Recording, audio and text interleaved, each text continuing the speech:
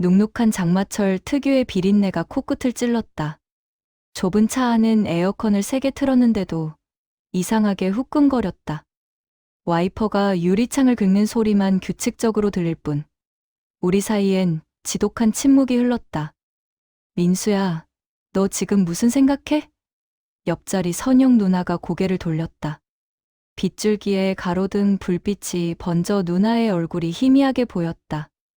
얇은 실크 블라우스가 어깨 아래로 살짝 내려가 있었고 누나의 목덜미엔 땀방울인지 빗물인지 모를 것이 맺혀 있었다.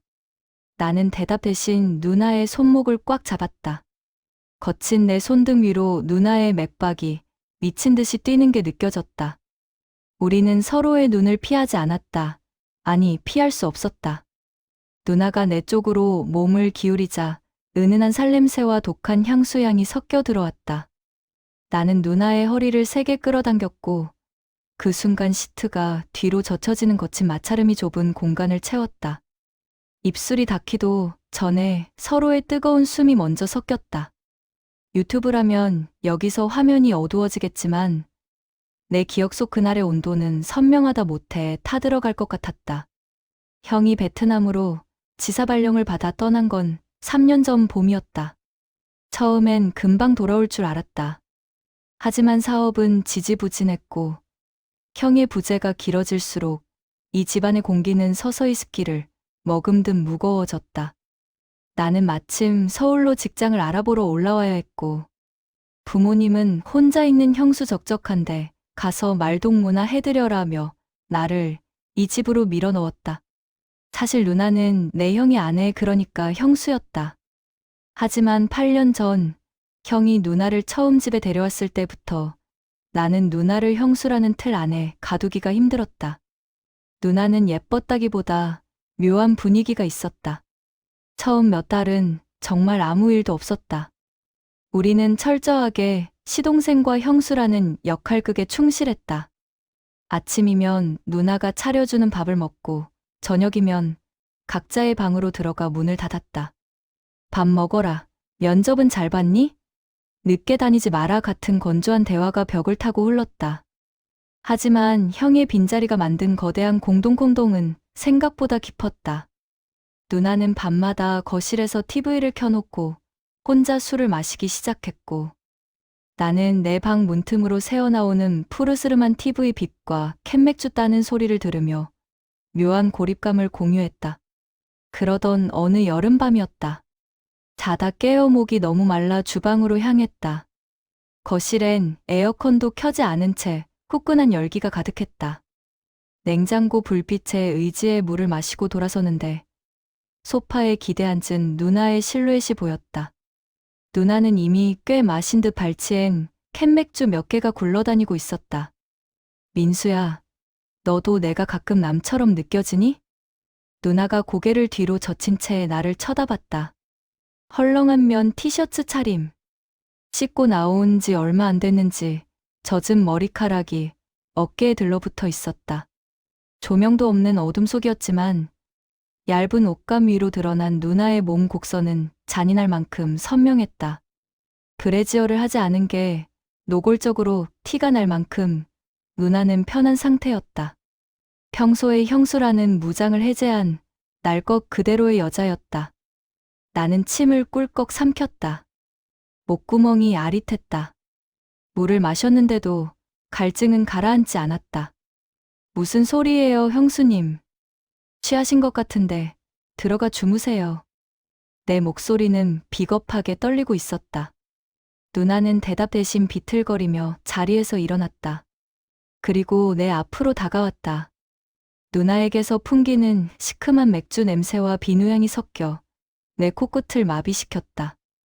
누나의 손이 내 팔뚝에 살짝 닿았다.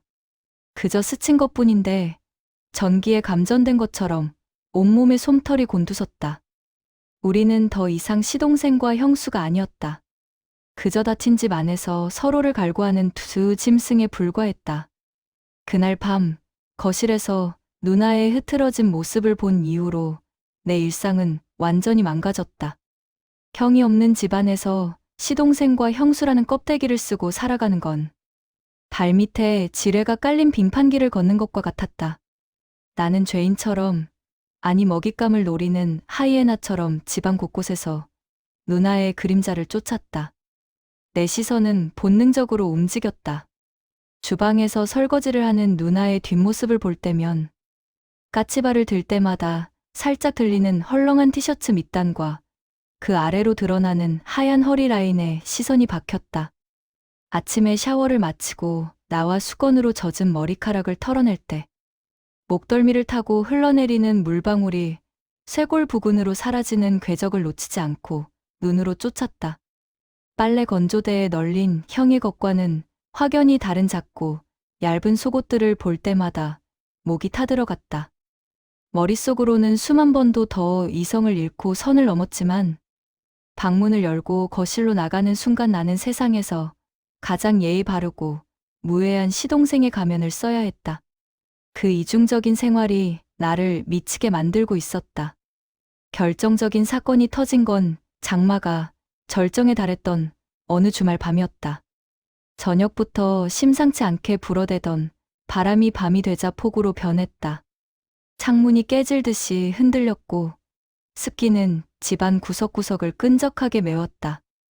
우리는 각자의 방에 있었지만 이 집안을 짓누르는 무거운 공기 때문에 서로가 깨어 있다는 걸 알고 있었다. 콰광. 하늘이 찢어지는 듯한 굉음과 함께 창밖이 번쩍였다.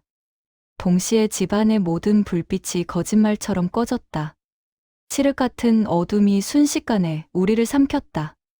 에어컨 돌아가는 소리마저 멈추자 빗소리와 천둥 소리만이 고막을 때렸다. 깍. 거실 쪽에서 날카로운 비명이 들렸다. 나는 반사적으로 침대에서 튀어 일어났다. 형수님, 괜찮으세요? 방문을 열려는 순간 내 방문이 먼저 벌컥 열렸다. 어둠 속에서 누군가 나를 향해 돌진해왔다. 형수였다. 아니, 선영 누나였다. 누나는 공포에 질린 건지 아니면 이 어둠을 틈타 오랫동안 참아왔던 다른 무언가가 터져나온 건지 알 수 없는 기세로 내게 달려들었다. 나는 엉겁결에 누나를 받아 안았다. 무서워. 민수야. 나 혼자 있기 너무 무서워. 제발. 누나가 내 목을 팔로 감아오며 매달렸다. 덜덜 떨리는 몸이 내 가슴팍에 밀착되었다. 정전 때문에 에어컨이 꺼진 방은 순식간에 후끈해졌고 얇은 여름용 잠옷 한 장을 사이에 둔 누나의 체온은 내 생각보다 훨씬 뜨겁고 위험했다. 어둠 때문에 시야가 차단되자 다른 감각들이 비정상적으로 예민해졌다. 누나의 머리카락에서 나는 샴푸향, 목덜미에서 풍기는 미미한 땀 냄새, 그리고 불규칙하게 내뱉는 뜨거운 숨결이 내 턱 밑에 닿았다. 내 양손은 갈 곳을 잃고 허공에서 방황했다. 이걸 밀어내야 하나? 아니면 마주 안아야 하나? 이성의 끈이 팽팽하게 당겨졌다. 그때 또 한 번 천둥이 쳤고 누나가 경기를 일으키듯 내 품으로 더 파고들었다.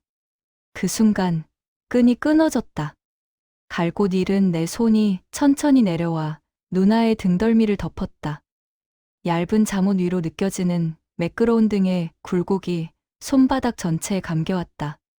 단순히 위로하기 위해 등을 토닥이는 손길이 아니었다.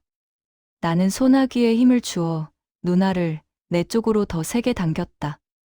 누나의 떨림이 멈췄다. 공포 때문인지 흥분 때문인지 모를 거친 숨소리만이 좁은 방 안을 가득 채웠다.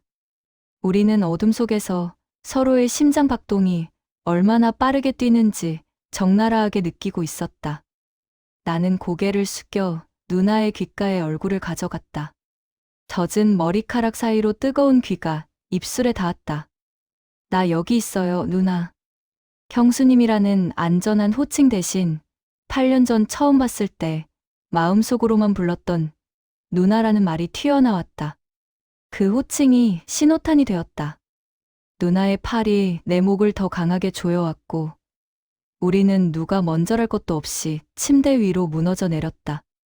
그날 밤 밖에서는 폭우가 쏟아졌고 방 안에서는 거친 숨소리와 살길이 부딪히는 마찰음이 섞여들었다. 우리는 서로의 얼굴조차 제대로 보이지 않는 어둠 속에서 그동안 억눌러왔던 욕망을 확인하듯 필사적으로 서로를 탐색했다.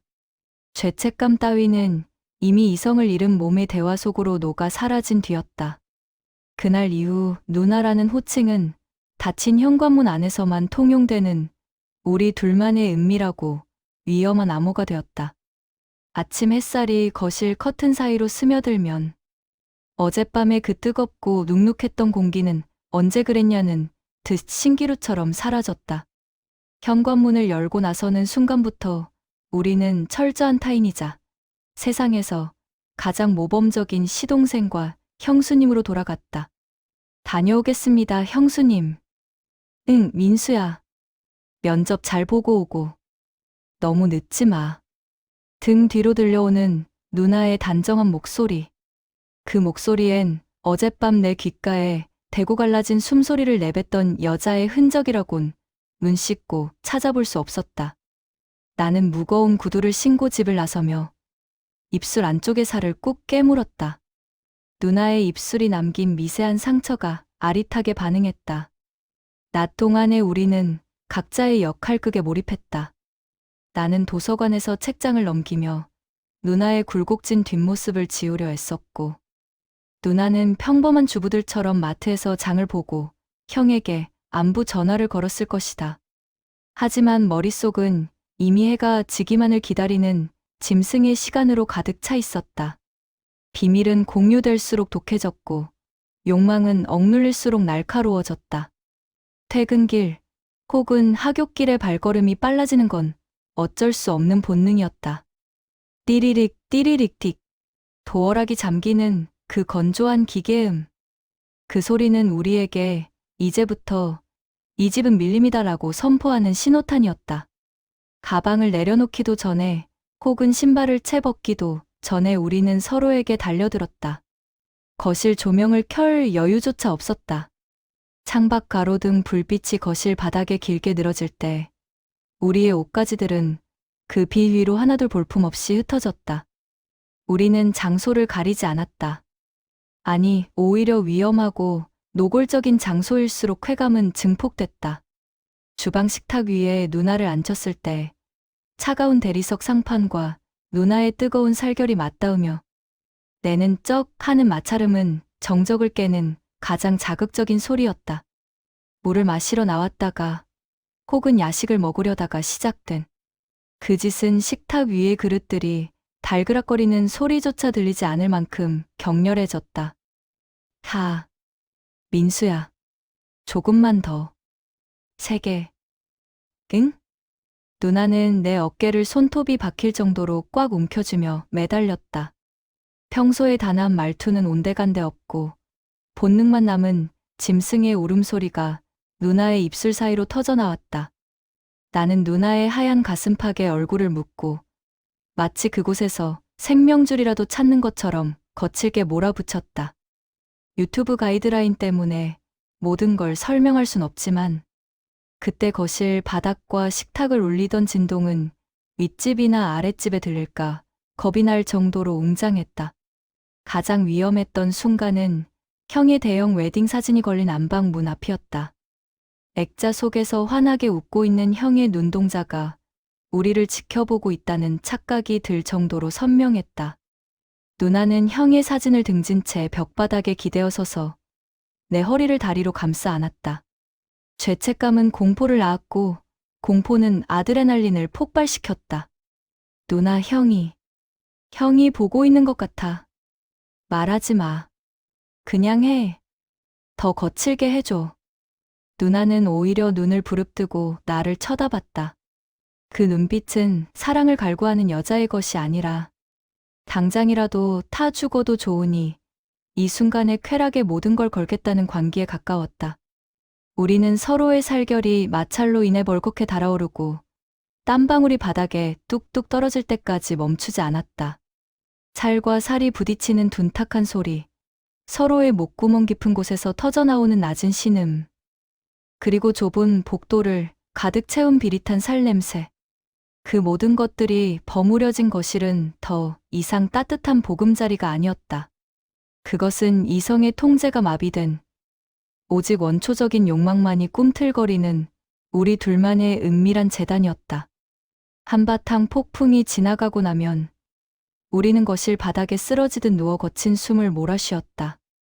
에어컨 바람이 땀에 젖은 몸을 식혀줄 때쯤에야 우리는 다시 시동생과 형수라는 옷을 주섬주섬 챙겨 입었다.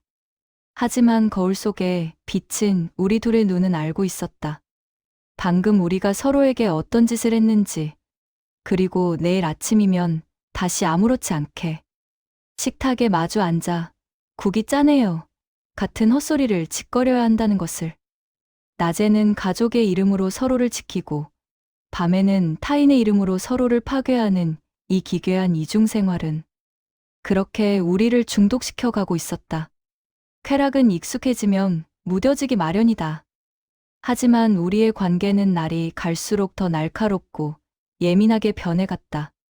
그 비결은 역설적이게도 죄책감에 있었다. 도덕적으로 틀렸다는 확신, 언젠가 파멸할지도 모른다는 공포가 우리에겐 가장 자극적인 조미료였다. 특히 형에게서 국제전화가 걸려올 때 그 조미료의 맛은 절정에 달했다. 어느 금요일 밤이었다.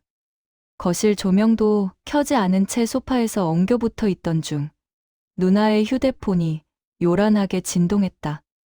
화면에는 여보라는 두 글자가 선명하게 떠올랐다. 베트남에 있는 형이었다.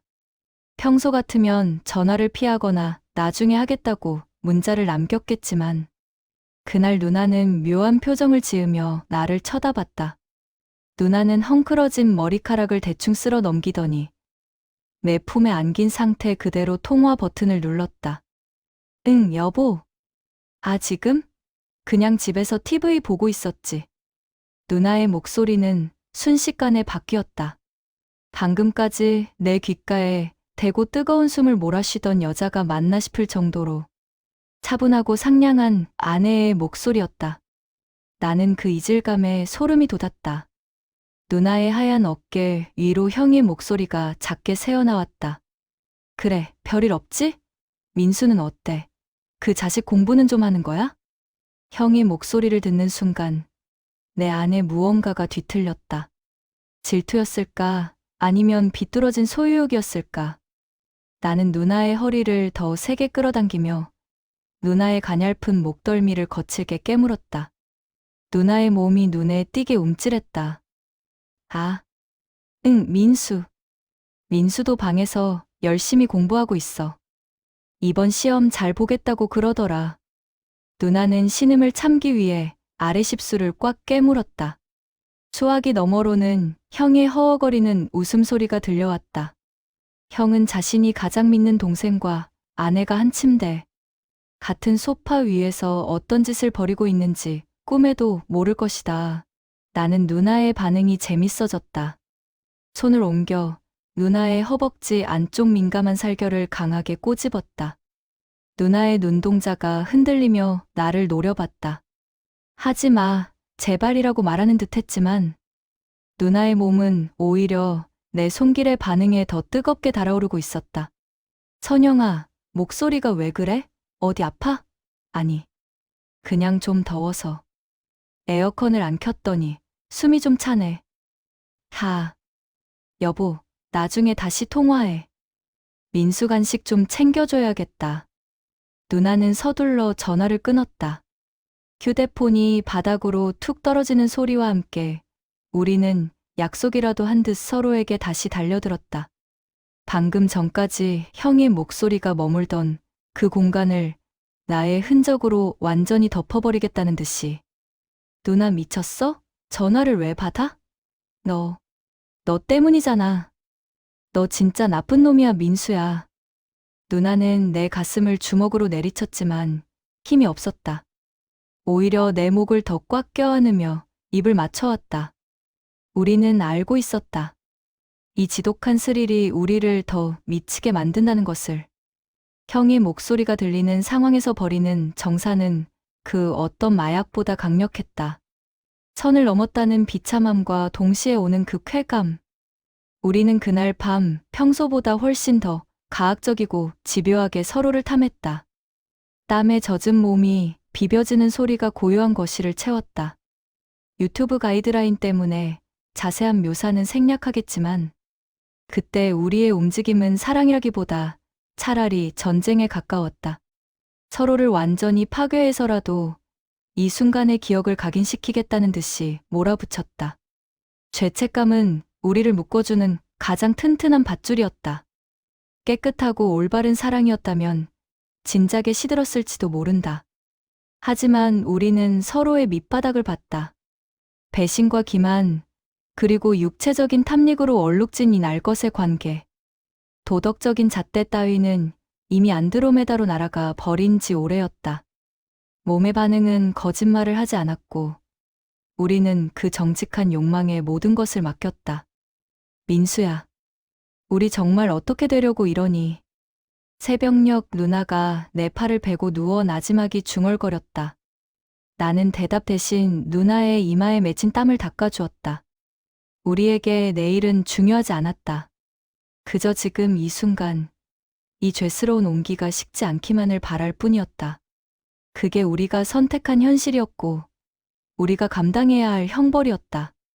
세상에 완벽한 범죄는 없다지만, 우리의 관계는 영원히 닫힌 문 안에서만 존재할 수 있을 것 같았다. 하지만 그 오만함이 깨지는 건 찰나였다. 에어컨도 켜지 않은 눅눅한 거실, 소파 위에서 서로의 살결에 중독되어 엉겨 붙어 있던 평일 오후였다. 비릿한 살냄새와 끈적한 땀방울이 뒤섞인 공기 속에서 우리는 오직 서로의 숨소리에만 집중하고 있었다. 누나의 헝클어진 머리카락이 내 가슴팍을 어지럽게 훑었고 나는 누나의 허리선을 타고 내려가는 감촉에 정신을 놓고 있었다. 그때였다. 띵동 띵동. 날카로운 초인종 소리가 고요를 찢었다. 우리는 약속이라도 한 듯 얼어붙었다. 이 시간에 찾아올 사람은 없었다. 택배라면 문 앞에 두고 갈 터였다. 누구세요? 누나가 떨리는 목소리로 물었지만 대답보다 먼저 도어락 번호 누르는 소리가 들렸다. 띠리릭 띠리릭 틱. 소름 끼치게 익숙한 번호. 우리 엄마였다. 나다 민수야, 선영아, 집애들 있지? 엄마의 목소리가 현관 너머로 들리는 순간 거실은 아수라장이 됐다. 짐승처럼 엉켜있던 우리는 비명을 지르지 않기 위해 입을 틀어막고 각자의 옷을 찾아 허둥댔다. 나는 바닥에 팽개쳐진 바지를 주워 입으며 지퍼를 올리는 손을 덜덜 떨었다. 누나는 뒤집어진 블라우스를 제대로 입지도 못한 채 단추를 채우느라 손톱이 하얗게 질려 있었다. 잠시만요, 엄마 나 지금 씻고 있어서요. 나는 시간을 벌기 위해 소리쳤지만 엄마는 이미 문을 열고 들어와 있었다. 현관을 들어서는 엄마의 발소리가 마치 사형 집행인의 발걸음처럼 가깝게 느껴졌다. 우리는 겨우 옷을 추스르고 소파 양끝에 멀찍이 떨어져 앉았다. 누나의 블라우스는 한쪽 깃이 세워져 있었고 머리는 땀에 젖어 엉망이었다. 내 심장은 입 밖으로 튀어나올 듯이 뛰고 있었다. 아니, 대낮에 웬 문을 그렇게 꽁꽁 잠그고 있어? 얘 선영아. 너 얼굴이 왜 이렇게 빨개? 어디 아프니? 엄마가 양손에 반찬통이 든 봉투를 들고 거실로 들어서며 미간을 찌푸렸다. 엄마의 시선은 날카로웠다. 자식 농사 지으며 웬만한 눈치는 다튼 엄마였다. 엄마는 코를 킁킁거리며 공기를 살폈다. 집안 꼴은 이게 뭐고. 에어컨도 안 켜고 왜 이렇게 후끈해? 너희 둘이 여기서 뭐 하고 있었어? 엄마의 시선이 누나의 벌겋게 달아오른 목덜미에 머물렀다. 누나는 고개를 숙인 채 손가락만 꼼지락거렸다. 당황해서 어쩔 줄 모르는 누나를 대신해 내가 입을 뗐다. 나 홈트 좀 가르쳐주고 있었어, 엄마. 누나가 요즘 허리가 아프다길래 스트레칭 좀 하느라고. 방금까지 땀나게 움직였더니 공기가 좀 안 좋네. 내 말도 안 되는 변명에 엄마의 눈이 가늘어졌다. 스트레칭? 시동생이 형수를? 엄마의 그 눈빛은 수천 가지 의심을 담고 있었다. 하지만 더 최악인 건 내 발밑에 있었다. 소파 밑 누나의 검은색 속옷 조각 하나가 반쯤 삐져나와 엄마를 향해 인사를 건네고 있었다. 나는 등에 식은땀이 줄줄 흘렀다. 만약 엄마가 한 걸음만 더 다가와 소파 쪽을 살핀다면 모든 게 끝이었다.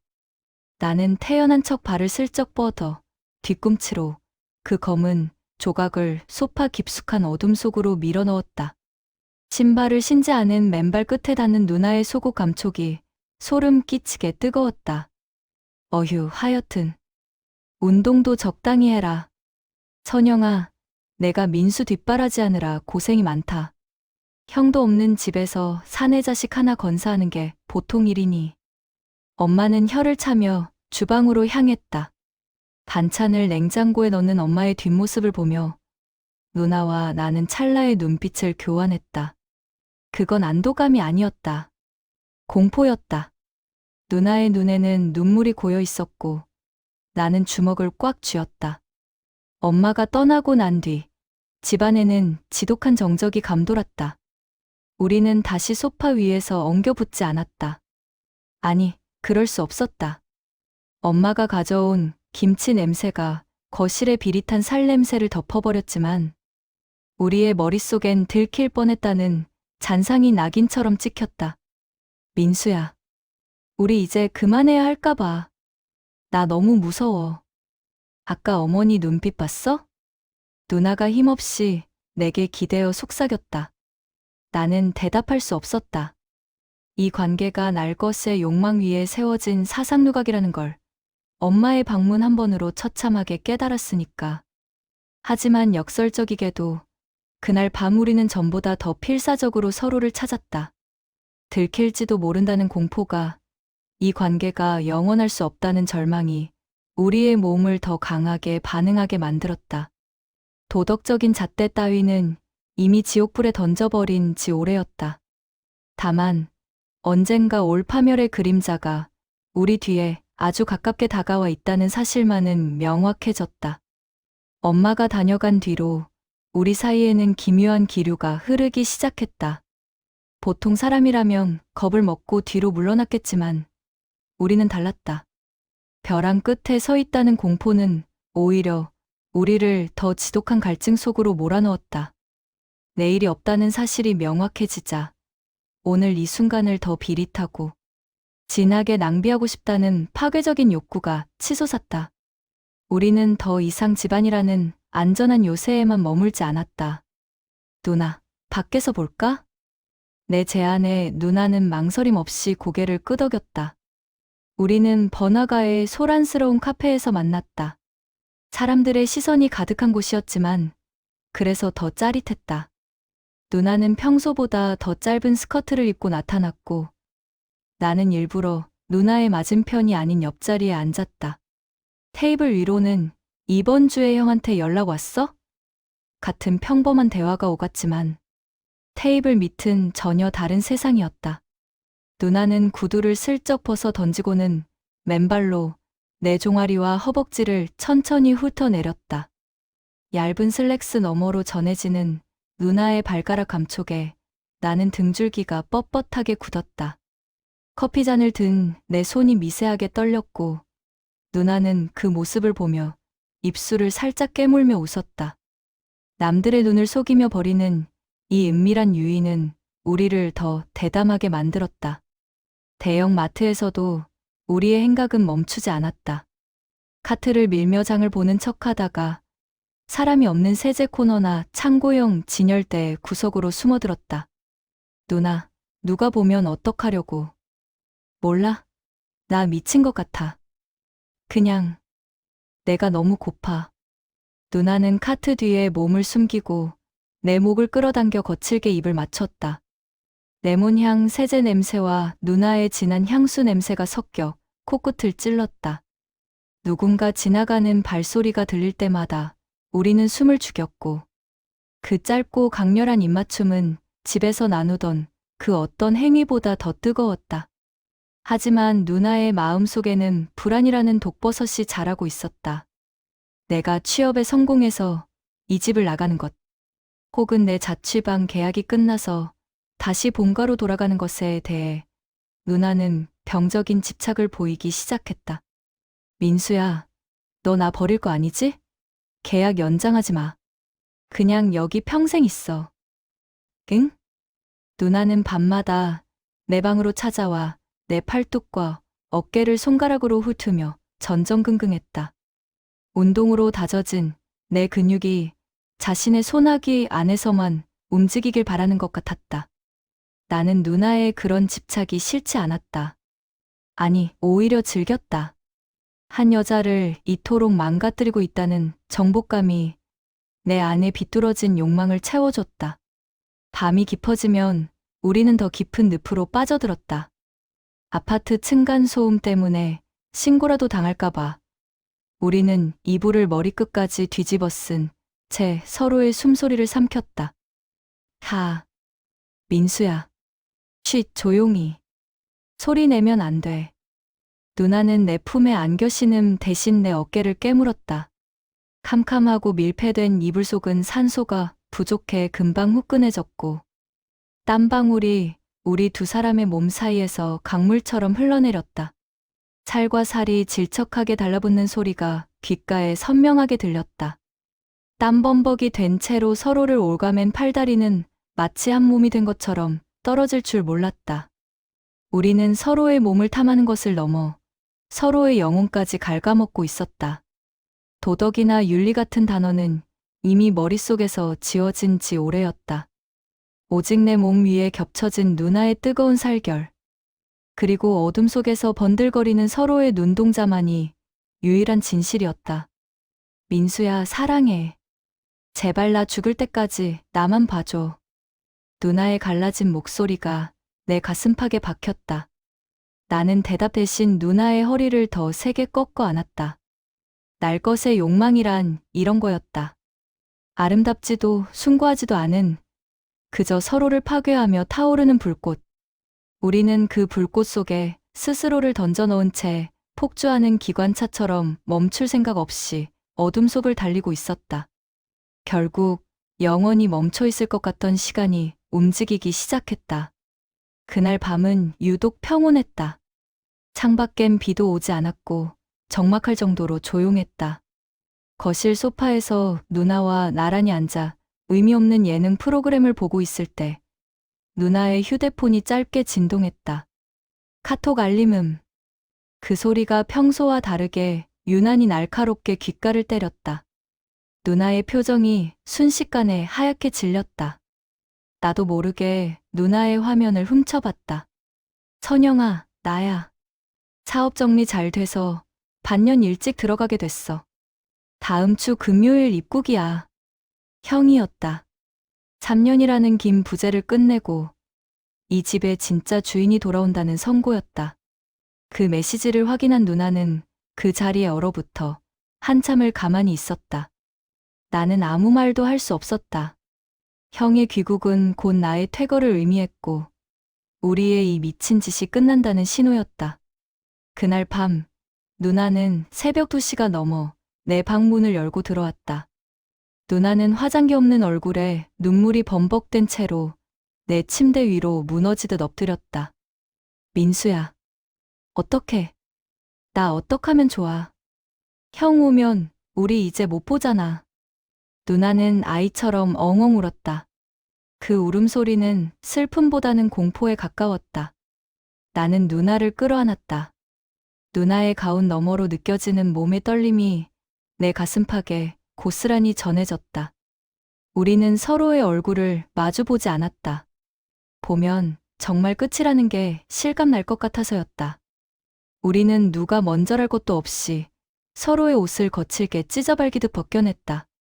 그날 밤의 행위는 그동안의 그 어떤 밤보다 처절했다. 이건 사랑을 나누는 게 아니라 서로의 살 속에 서로를 박아 넣어 영원히 잊지 못하게 하려는 각인 작업 같았다. 누나는 평소보다 더 필사적으로 내 목을 조르고 내 어깨를 깨물었다. 내 등 뒤로는 누나의 날카로운 손톱 자국이 길게 남았다. 살점이 뜯겨나가는 기분이 들었지만 신기하게도 아픈 줄을 몰랐다. 오히려 그 통증이 우리가 살아있다는, 우리가 지금 연결되어 있다는 유일한 증거처럼 느껴져서 더 강하게 누나를 밀어붙였다. 이대로 끝낼 수 없어, 민수야. 우리 그냥 어디로 도망갈까? 형 몰래 아무도 모르는 곳으로 가버릴까? 땀방울이 눈가에 맺힌 채 누나가 헛소리를 내뱉었다. 현실성이라곤 눈 씻고 찾아볼 수 없는 막다른 길에 몰린 쥐가 찍찍거리는 비명 같은 소리였다. 나는 대답하지 않았다. 날 것의 현실은 도망칠 구멍 따위 내주지 않는다는 걸 너무 잘 알고 있었으니까. 형이 돈으로 굴러가는 이 집, 형의 이름으로 유지되는 이 평온한 일상에서 우리가 갈 수 있는 곳은 없었다. 나는 누나의 젖은 눈가를 핥으며 그저 몸으로 대답했다. 누나의 입술을 삼키고 신음을 막고 더 깊숙한 곳까지 내 흔적을 남기려 애썼다. 유튜브 가이드라인 때문에 다 말할 수 없지만 그날 밤 우리 방의 침대 프레임은 비명을 지르듯 삐걱거렸고 벽 너머까지 진동이 느껴질 정도로 격렬했다. 땀에 젖어 끈적거리는 서로의 살결이 떨어질 때마다 쩍 하는 소리가 정적을 깼다. 우리는 서로를 비워내고 또 채우기를 반복했다. 동이 틀 무렵 창밖이 푸르스름하게 밝아올 때까지 우리는 멈추지 않았다. 체력은 바닥났고 정신은 몽롱했지만 누나를 안고 있는 이 팔의 감촉을 놓치고 싶지 않았다. 하지만 창틈으로 새어들어오는 햇살은 잔인했다. 그 빛은 누나의 등에 남은 내 손자국과 내 등에 남은 누나의 손톱 상처를 노골적으로 드러내며 우리가 저지른 이 금기된 밤이 곧 끝날 것임을 알리고 있었다. 민수야, 한 번만 더 해줘. 누나는 갈라진 목소리로 내 품을 파고들었다. 나는 대답 대신 누나의 허리를 꽉 껴안았다. 현실적인 날 것의 사랑이란 결국 이렇게 비참하고 처절한 끝을 향해 달려가는 것뿐이었다. 우리는 그렇게 서로의 온기에 매달린 채 다가올 심판의 시간을 기다리고 있었다. 형이 오기까지 남은 시간은 단 스문의 시간.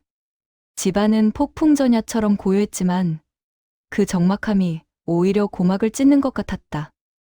나는 내 방에 있던 짐들을 하나둘 박스에 담았다. 3년이라는 세월을 얹혀 살았지만 막상 정리하고 보니 내 짐은 단 몇 상자가 전부였다. 하지만 진짜 문제는 눈에 보이는 짐이 아니었다. 이 집안 구석구석, 소파 천의 질감, 주방 식탁의 모서리, 그리고 안방 문턱까지. 내 손길이 닿지 않은 곳이 없었다. 공기 중에 떠다니는 나의 채취와 누나의 향수가 섞인 이 비릿하고 달큰한 냄새를 어떻게 지워야 할지 막막했다. 민수야, 다 했어? 누나가 내 방문가에 기대어 서 있었다. 누나의 눈은 며칠째 잠을 못 자 붉게 충혈되어 있었고 안색은 창백했다. 나는 대답 대신 누나를 가만히 쳐다봤다. 우리는 알고 있었다. 내일 형이 이 문을 열고 들어오는 순간 우리는 서로를 도련님과 형수님이라는 차가운 단어 뒤에 가둬야 한다는 것을. 누나, 우리 씻을까? 누나가 내 손을 잡고 욕실로 이끌었다. 욕실 문을 잠그고 샤워기를 틀자 좁은 공간은 금방 하얀 수증기로 가득 찼다. 우리는 옷을 벗어 던지고 욕실 바닥에 나란히 앉았다. 차가운 타일의 촉감이 엉덩이에 닿았지만 서로의 몸에서 뿜어져 나오는 열기가 더 강렬했다. 누나는 스펀지에 비누 거품을 가득 내어 내 등을 닦아주기 시작했다. 비누 거품 사이로 스치는 누나의 부드러운 손길이 너무나 애틋해서 가슴 한구석이 욱신거렸다. 누나의 손가락이 내 등에 남은 손톱 상처 위를 지나갈 때마다 나는 낮은 신음을 뱉었다. 그건 아픔이라기보다 사라져가는 기억을 붙잡으려는 단명하는 짐승의 소리였다. 나도 누나의 몸을 닦아줬다. 비누 거품이 누나의 하얀 어깨와 가슴선을 타고 흘러내렸다. 우리는 아무 말도 하지 않았다. 물소리가 모든 대화를 대신하고 있었다. 민수야, 나 잊지 마. 내 몸이 기억하는 너를, 내가 기억하는 나를. 누나가 내 목을 껴안으며 울먹였다. 우리는 젖은 몸 그대로 욕조 안으로 무너져 내렸다. 수도꼭지에서는 뜨거운 물이 콸콸 쏟아졌고 그 물소리는 우리의 거친 숨소리를 집어삼켰다. 유튜브에서 흔히 보던 로맨틱하고 슬픈 이별 장면 따위가 아니었다. 우리의 작별은 차라리 굶주린 맹수들이 서로의 살점을 뜯어먹는 식욕에 가까운 갈망이었다. 누나는 내 어깨를 깨물었고 나는 누나의 허리를 으스러질듯이 껴안았다. 내일이면 타인에게 돌아가야 할 이 육체를 지금 이 순간만큼은 내 안에 완전히 박제해버리고 싶었다. 좁은 욕조 안에서 살과 살이 부딪히고 물보라가 튀었다. 우리는 서로를 탐하는 것을 넘어 서로를 집어삼킬 듯이 몰아붙였다. 뜨거운 물이 욕조 밖으로 넘쳐흘러 바닥을 적셨지만 신경 쓰지 않았다. 유나, 제발, 선영아. 나는 처음이자 마지막으로 누나의 이름을 욕실 벽이 울리도록 크게 불렀다. 누나는 신음 섞인 비명을 지르며 내 등에 다시 한번 깊은 상처를 새겼다. 그 상처는 형이 돌아왔을 때 내가 숨겨야 할 치부인 동시에 누나가 나에게 남긴 마지막 낙인이었다. 우리는 지쳐서 손끝 하나 까닥할 수 없을 때까지 서로를 놓아주지 않았다. 샤워를 마치고 거울 앞에 선 우리의 몸은 군데군데 붉은 반점과 상처로 얼룩져 있었다. 누나는 거울 속에 비친 자기 목덜미의 흔적을 보며 씁쓸하게 웃었다. 이거 가리려면 내일 스카프라도 해야겠네. 그 말은 지독하게 현실적이었고 그래서 더 비참했다. 우리는 수건으로 서로의 몸을 정성스럽게 닦아줬다. 이 몸에 남은 서로의 흔적은 내일이면 깨끗이 씻겨 내려간 척해야 하겠지만 우리 영혼에 새겨진 이 날것의 기억은 평생 지워지지 않을 흉터로 남을 것임을 직감했다. 인천공항의 차가운 공기 속에서 형의 웃음소리가 울려 퍼질 때 나는 비로소 현실로 내동댕이 쳐진 기분이었다. 돌아오는 차 안 운전석에는 형이 앉았고 뒷자리에는 나와 누나가 나란히 앉았다.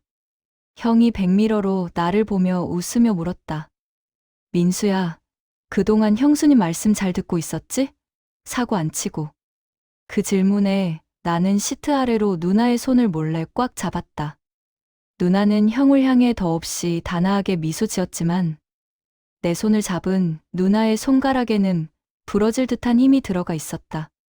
그럼요, 형. 형수가 정말 잘해줬어요. 잊지 못할 만큼요. 내 대답에 형은 허어 웃으며 만족해했다. 순간 백미러로 누나와 다시 눈이 마주쳤다. 누나의 깊은 눈동자 속에는 여전히 그 뜨거웠던 밤들의 열기가 일렁이고 있었다. 우리는 다시 가족이라는 껍데기를 썼지만 우리만 아는 그 은밀한 기억은 이 집안 구석구석에 곰팡이처럼 피어날 것이다. 이제 우리는 남들 앞에서는 가장 먼 사이가 되어 밤마다 서로의 살 냄새를 그리워하며 살아가겠지. 그게 우리가 선택한 현실적인 지옥이자 천국이었다.